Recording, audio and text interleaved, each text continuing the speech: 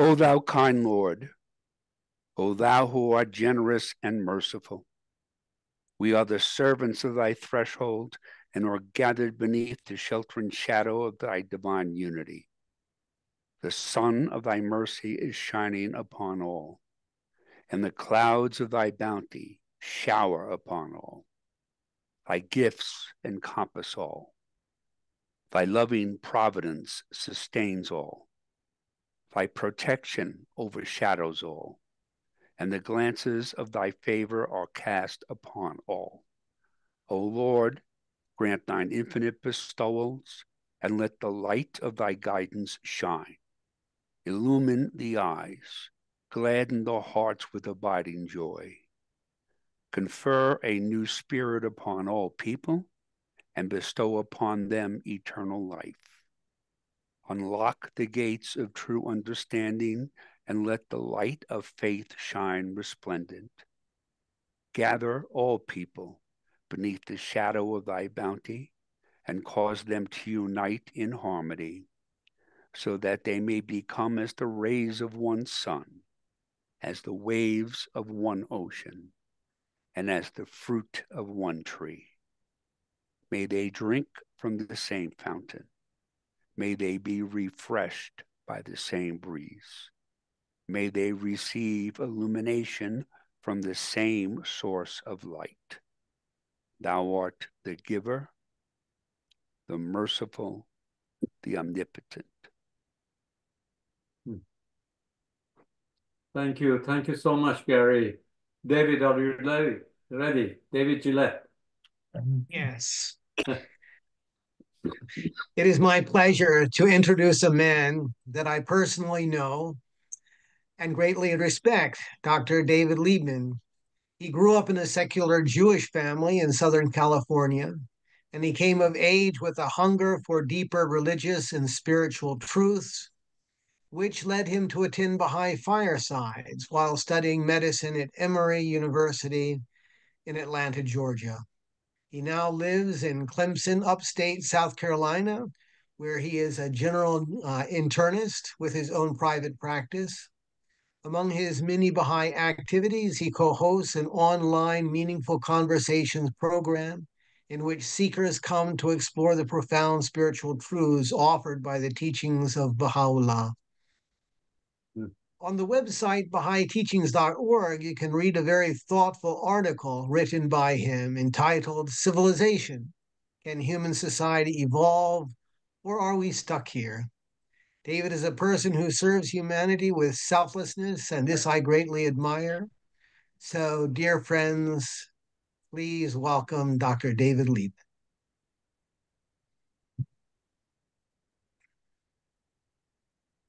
Thank you for that exceedingly kind introduction. Thank you so much. Alex, should I share my screen? Go ahead. Okay.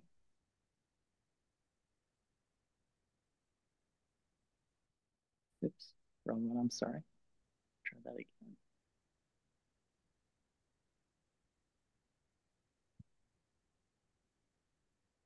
There we go.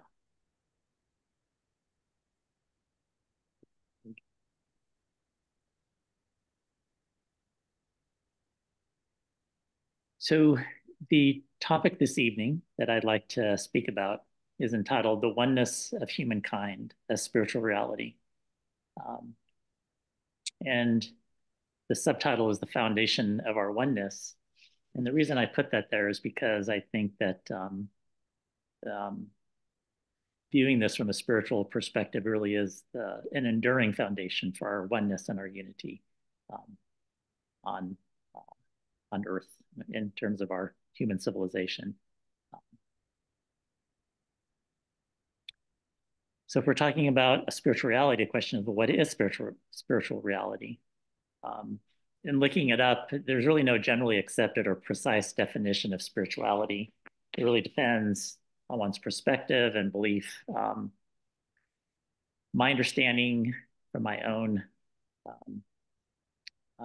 study and just growing as a Baha'i is that spiritual reality refers to the reality of the realm of God, and his prophets. And it refers to the non-physical, sacred and divine reality of ourselves and of all creation. I think it also, spirituality also talks about or is related to creation being one reality, and this reality being the result of God's purpose and will. Creation is generated and sustained by the creative spiritual forces that emanate from God. So to speak about the spiritual oneness of mankind then is to examine the inner divine spiritual reality of our nature and how all humanity shares this reality in common as beings created by God.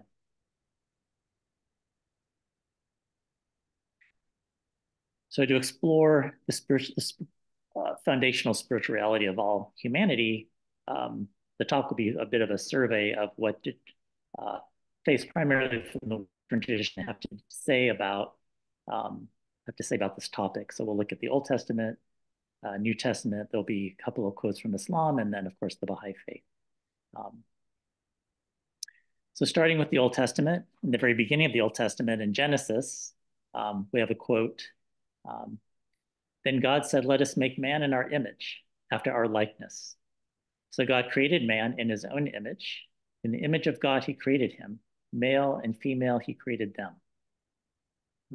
So here, very explicitly, we're being told that all humanity, and interestingly, men and women, are made in God's image. And so I just wanted to highlight that in this very first book of the Bible, Genesis, and the Bible, this Old Testament, which is common to all Abrahamic religions, Judaism, Christianity, Islam, and the Baha'i faith. And Genesis being the foundational text, or the Old Testament being the foundational text of the Western world's sacred literature. God establishes the universal oneness of us all. Without exception, all people share this fundamental and sacred reality, which establishes our common shared humanity, our oneness. And since we're all made in the image and likeness of God, we are all essentially one and the same. This fundamental fact of our reality challenges and eradicates long-held divisive assumptions and beliefs that have divided and inflicted such suffering on humanity. I think coming to this understanding also has profound implications for what our attitudes and behavior towards others should be. It establishes the necessary understanding and consciousness that leads to unity and loving fellowship amongst all people.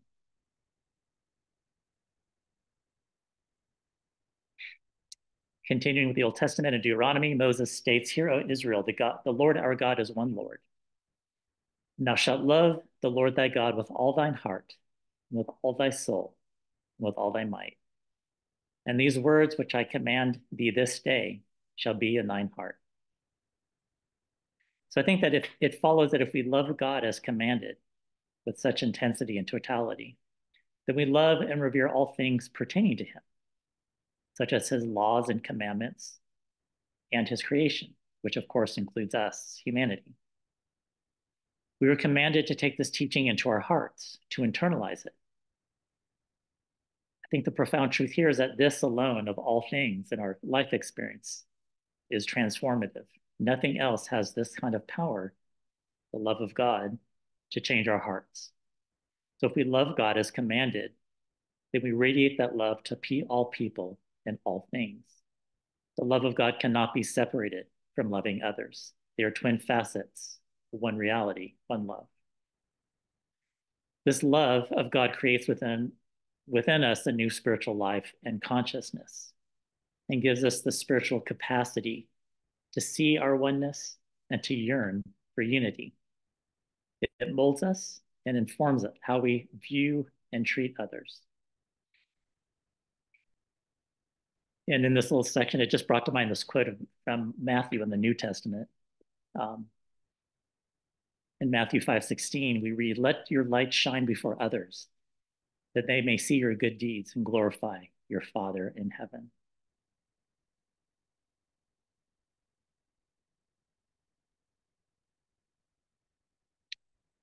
So that was the Old Testament. Moving on to the New Testament. So in Matthew, Christ states, "You shall love the Lord your God with all your heart and with all your soul, with all your mind." This is the greatest and first commandment. And the second is like it. You shall love your neighbor as yourself. On these two commandments depend all the law and the prophets. So this, of course, sounds very familiar. We just read it in the Old Testament. So Christ is telling us that this all-possessing and all-encompassing love for God, that this love must extend outward to all humanity. And he's reaffirming the Mosaic law we just read. And he explicitly broadens its meaning and application. Before it's really more implied, now it's very, very explicit. Christ is explicitly telling us that this love of God must be shared and directed outwardly to all people. He says these are two related components of one command, that is to love God and his creation universally. He concludes by stating that this is the eternal foundation upon which rest all of God's laws and teachings. And I love that because it seems to sort of establish what is the essence of faith. And really the essence of faith is the love of God and then to, transmit that love to others. So far we've learned that we are identical. All of us are identical in our spiritual reality. We learned that in Genesis. And we are to love one another as we love God, which we just read about in Matthew. So these are two interrelated, inseparable aspects of the oneness of humankind. And in this section, I wanted to include some other excerpts from mostly the letters of Paul in the New Testament, which sort of flesh out what does this look like in terms of qualities and action, in terms of loving God and loving others. I think they're just really excellent examples of how we can kind of frame it and think about it. The first quote is from Colossians. And above all these, put on love, which binds everything together in perfect harmony. Next from Ephesians, we urge you to walk in a manner worthy of the calling to which you've been called, with all humility and gentleness, with patience, bearing with one another in love, eager to maintain the unity of the Spirit in the bond of peace. Next is Corinthians, for just as the body is one and has many members, and all the members of the body, though many, are one body, so it is with Christ.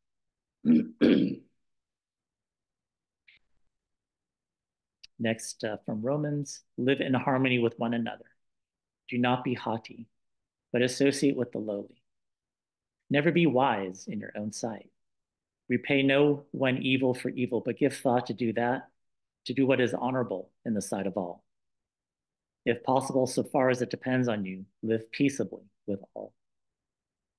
And lastly, in 1 John, God himself dwells in us if we love one another.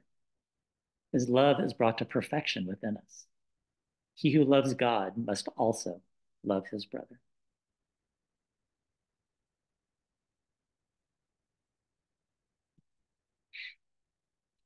Moving on the Quran, a couple of quotes.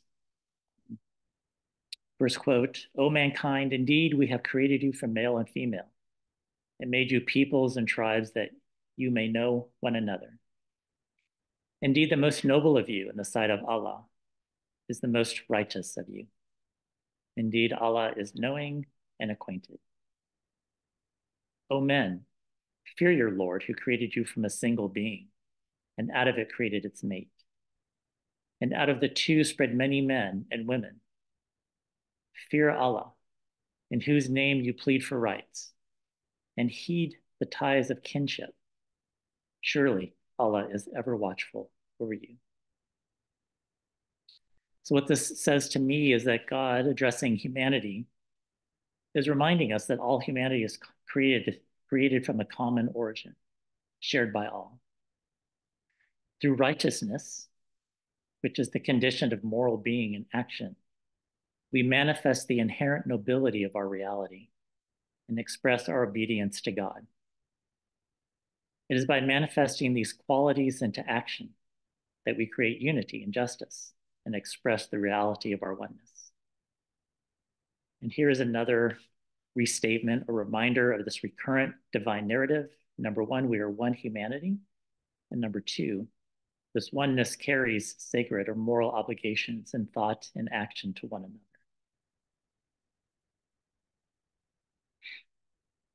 Moving on to the Baha'i faith.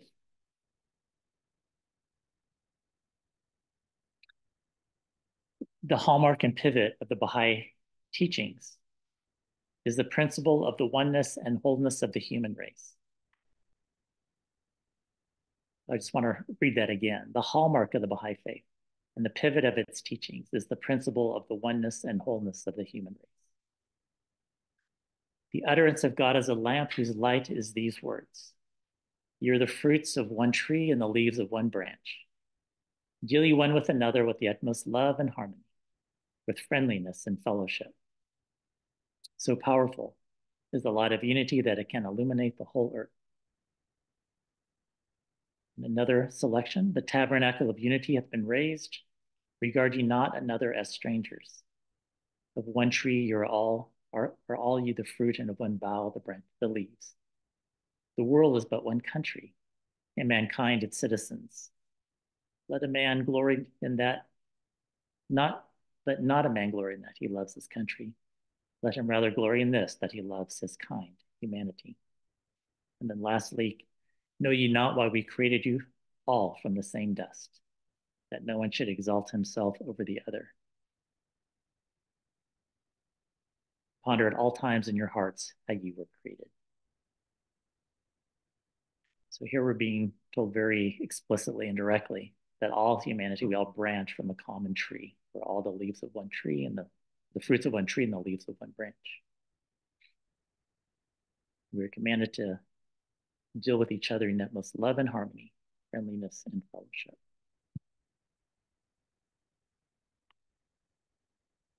You're being told that God creates no distinction between white and black. If the hearts are pure, both are acceptable unto him. Inasmuch as all were created in the image of God, we must bring ourselves to realize that all embody divine possibilities.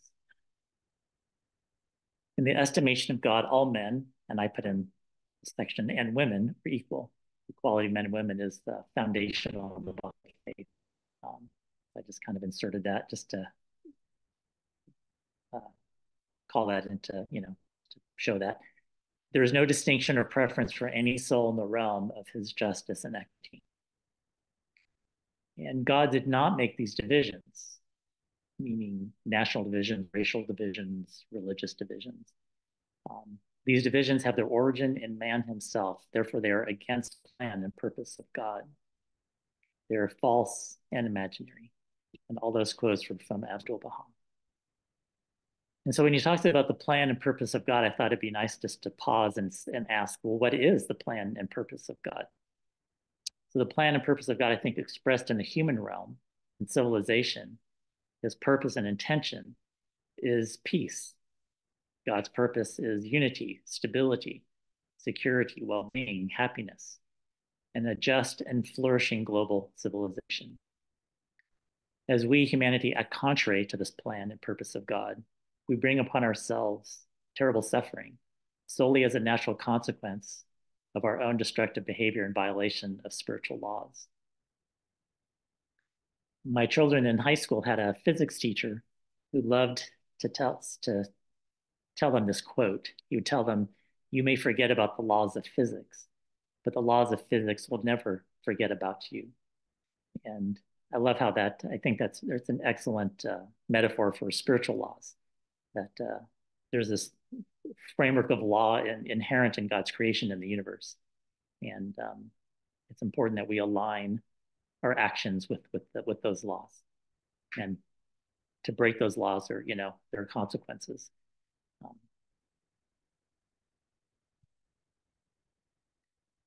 So how do we apply what we've learned, our path to transformation and unity? So in Genesis, our fundamental oneness was established. And again, I think it's really interesting because Genesis is the first book of the Bible. The Bible is the foundation of the Western traditions of Judaism, Christianity, Islam, and the Baha'i faith. So in the very beginning, God, of this spiritual narrative and lesson of oneness, it's been renewed and developed and broadened through subsequent religious cycles that as we've just read. Now, in this day, humanity has attained the necessary maturity and capacity to recognize its oneness. That maturity and capacity was lacking in past religious cycles, but this is the next stage of human evolution on the planet. Just inherent in God's creative unfolding plan for us. And we've attained this necessary maturity and capacity to recognize our oneness and establish the oneness of mankind, the unity of mankind. The Baha'i faith provides the requisite power and means, the foundation of unity, peace, and security for the Baha'i, for the human race. Out of all creation, human beings are unique in that we can choose to deviate from natural law, from the divine order of things. Nothing else can do this. Our free will allows us the latitude to stray and disobey divine law if we choose. So in the human realm, the divine order, the divine framework, if we adhere to it, creates love, kindness, harmony, justice, compassion, patience. It's the being at one with all on earth. It is light upon light. The result of disobeying the spiritual framework of well-being and peace is exactly what we see in the world today. We see chaos and violence, prejudice, hatred, anger, and intense suffering. Essentially, I always view it as really darkness upon darkness. So if we want our social order to express the harmony and unity latent in God's design, it must be in our hearts, as Moses commands us. And then we must implement that design of God. We must align our attitudes, thoughts, and actions with the divine order and purpose. So what is required? Submission, obedience, and action. The character of our society really is solely the expression of the character of our being and actions. And if we love God and each other, as we have discussed, then we must submit to and obey God's teachings. Only then will we individually and collectively be transformed and find our way to peace and security. And this is the last slide. Summarizing, the Baha'i faith's purpose is to usher in a new stage in human development, the organic and spiritual unity of the peoples and nations of the world, signalizing thereby the coming of age of the human race, and characterized in the fullness of time by the emergence of a world civilization and culture. The divine purpose for humanity, first was a quote from the House of Justice. This is actually, this next paragraph is just my wording, my statement. The divine purpose for humanity has imbued us all humanity with the capacity and the means to accomplish this. This is the dawning, the very beginning of the age of the oneness of humanity. It has been ordained by God and is as inevitable and immutable as the sun rising each morning. And in conclusion, we'll read two quotes from Baha'u'llah. Verily, the words which have descended from the heaven of the will of God. And I think the words which have descended from the heaven of the will of God, everything we read this evening, all are words that have descended from the heaven of the will of God. So all of these, there's been this repetition, this reinforcing this idea of our oneness, our unity, and how to how to act with moral being and action. So these words that have descended from the heaven of the will of God are the source of unity and harmony for the world. Close your eyes to racial differences and welcome all with the light of oneness. And lastly, the well-being of mankind, its peace and security is unattainable unless and until its unity is firmly established. So wow. That concludes my presentation. I'll stop sharing.